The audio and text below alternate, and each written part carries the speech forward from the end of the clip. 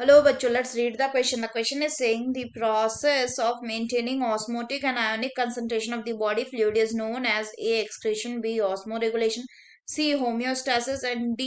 both A and B. तो आइए देखते हैं हम इसका की कंसेप्ट। तो अगर हम बात करें इसके की कंसेप्ट की तो इसका की कंसेप्ट हो जाएगा process of maintaining osmotic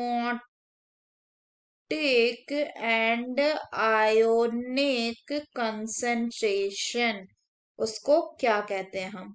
तो अगर हम बात करें तो process of maintaining osmotic and ionic concentration in the body को क्या कहा जाता है? It is termed as the osmoregulation. क्या कहते हैं? Osmoregulation. तो अगर हम बात करें तो ये क्या है? तो सिंपल वर्ड में बात करें तो ऑस्मो रेगुलेशन क्या है? It is the control of level of it is the control of level of water and mineral salt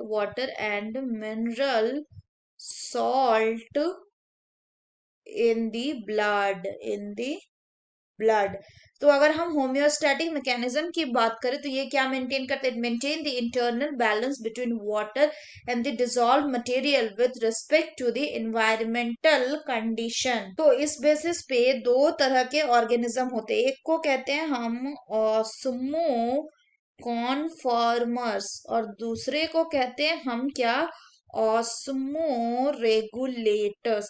तो अगर हम बात करें ऑस्मो कॉन्फॉर्मर्स की तो ये वो ऑर्गेनिज्म होते हैं who match their body's osmolarity to their environment actively or passively। वहीं the organism that maintain an internal osmolarity जो डिफरेंट होता है फ्रॉम द मीडियम जिसमें वो डूबे हुए हैं या रह रहे हैं, उनको क्या कहते हैं? उनको हम osmoregulator कहते हैं। So the correct option will be option B, that is osmoregulation is the process of maintaining the osmotic and the ionic concentration of the body fluid।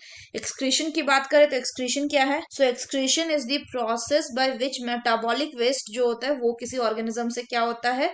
Eliminate होता है। वहीं अगर हम बात करें होम्योस्टैसिस की तो होम्योस्टैसिस क्या? ये एक सेल्फ रेगुलेटिंग प्रोसेस है जिससे बायोलॉजिकल सिस्टम जो होता है वो क्या करता है? वो अपने steady internal physical and chemical condition को मेंटेन करता है। So that's all for the question बच्चों। Hope you understood it well. Best of luck.